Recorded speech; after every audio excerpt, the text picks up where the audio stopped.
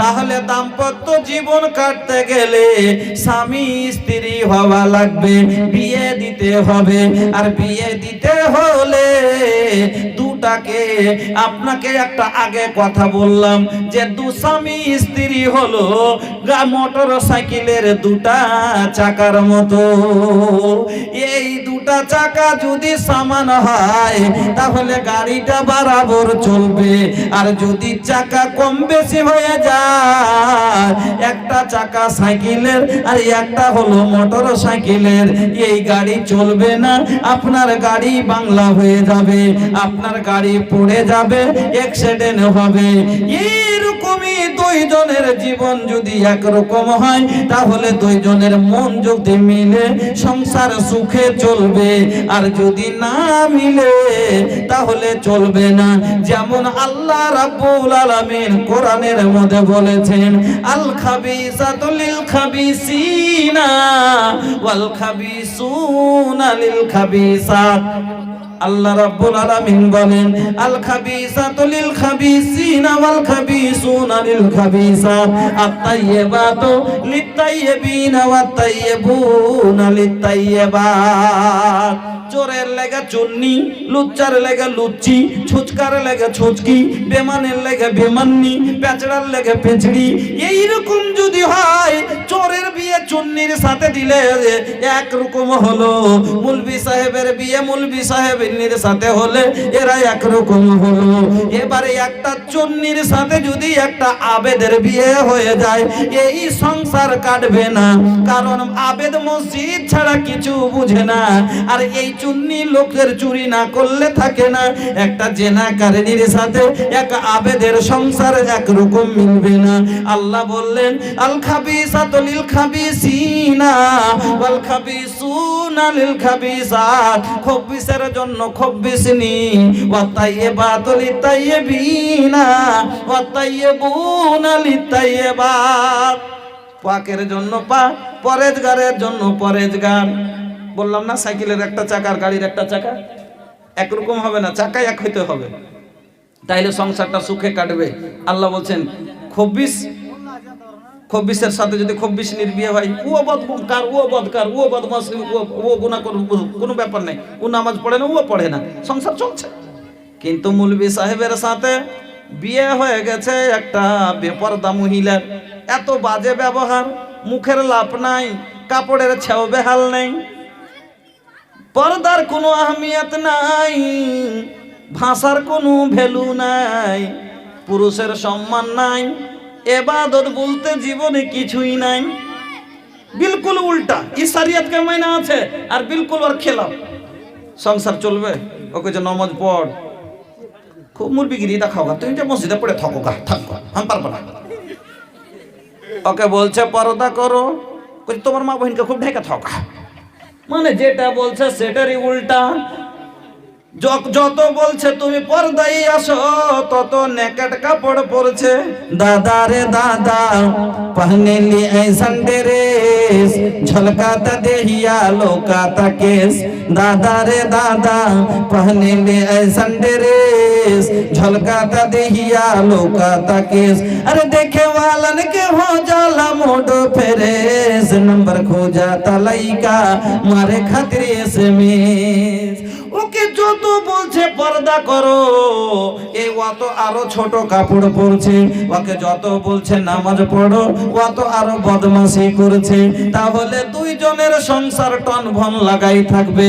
এই বলবে রবিবারে চলো পার্কে যাই, ও বলবে চলো রবিবারে একটু কোনো, এবার ও বলবে রবিবারে তুমি বাড়িতে থাকো, বাড়ি থাক, রবিবারে আমরা কোনো এক জায়গাতে দিনের সভাতে যাব। দুজনের কোনোদিন জীবনে মিলিং হবে না। এইরকমই বন্ধু, যেমন আপনাকে বললাম যে গাড়ির দুটা চাকা একরকম হতে হবে। ট্রেনের চাকায় বাস চলবে না, আর বাসের চাকায় ট্রেন চলবে না। মোটর সাইকেলের চাকায় গরুর গাড়ি চলবে না, আর গরুর গাড়ির চাকায় মোটর সাইকেল চলবে না। তাহলে দুটা চাকাকে সমান করে দিতে হবে। এই জন্য আল্লাহ বললেন, খব্বিসের জোড়া হলো খব্বিসনি, নমাজের জোড়া জোড়া হলো পরেজগারনি, মুত্তাকির জোড়া হলো মুত্তাকিয়া, আবেদের জোড়া হলো আবেদা, সাজিদের জোড়া হলো সাজেদা। আল্লাহ রাব্বুল আলামিন বলে দিলেন যে তাহলে তোমাদের সংসারটা দাম্পত্য জীবনটা ভালো হয়ে কাটবে, সংসারটা ভালো হয়ে কাটবে। আমার বন্ধুরা, এই জন্য আপনাকে কথাটা বললাম। এবার আমরা জমি কিনবো, বিয়ে করব, মানে আমার কাছে অবস্থা আছে, আমার খাবার পরাবার থাকার থেকে রাখার সব ব্যবস্থা আছে। আর একটা কথা ভালো করে বুঝিয়ে দিই, একটা বেটি ছেলে হলো কিরকম, যেমন একটা গাড়ি শোরুমে তৈরি হয়, গাড়িটা শোরুমে তৈরি হয়, শোরুমে তৈরি হয়, শোরুমে তৈরি হয়, কোম্পানিতে তৈরি হয়, আর তৈরি হওয়ার পরে শোরুমে আসে, আর শোরুম থেকে বিক্রি হয়। এবার বুঝে দেখেন যে মার পেটে একটা বেটি ছেলে হলো গাড়ির মতো, বেটি ছেলে হলো গাড়ি, আর পুরুষ হলো ড্রাইভার। বেটি ছেলে হলো গাড়ি আর পুরুষ হলো ড্রাইভার। এই গাড়ি চালাবে তাহলে তাকে কিনতে হবে, কিনতে গেলে গাড়িটা তৈরি হয় কোথায়? কোম্পানিতে। মার কোম্পানিতে তৈরি হয়েছিল, বাবার শোরুমে ভরা ছিল, ছিল না ছিল না? বাবার শোরুমে ভরা ছিল। ওইখান থেকে আপনি রিটেলার কিনে নিয়ে আসলেন, আপনি ওখান থেকে কিনে আনলেন, আনার পরে গাড়িকে যদি রোডে খাড়ো করে রাখেন, এই গাড়ির ওপরে ধুলা পড়বে, এই গাড়ির ওপরে ময়লা পড়বে, এই গাড়ির ওপরে মুরগি বসে পায়খানা করবে, এই গাড়ির সিটকে ছেলে পেলে লোক দিয়া ঠোকরে ছিঁড়ে দেবে, এদিক ফুটা করবে, সমাতে পাংচার হতে পারে। ওই রকমই তাহলে গাড়ি কেনার আগে হেফাজতের দায়িত্ব, গাড়ি যার হেফাজতের দায়িত্ব হলো তার। এবার বন্ধু, গাড়ি কেনার পরে যদি আপনি বাইরে রেখে দেন, এই ভুলটা হলো আপনার। এই গাড়ি সুরক্ষিত সেই রকম চকচকে পাবেন না। এই গাড়ি আপনি খাটারা হয়ে কিছুদিনই খাটারা হয়ে যাবে।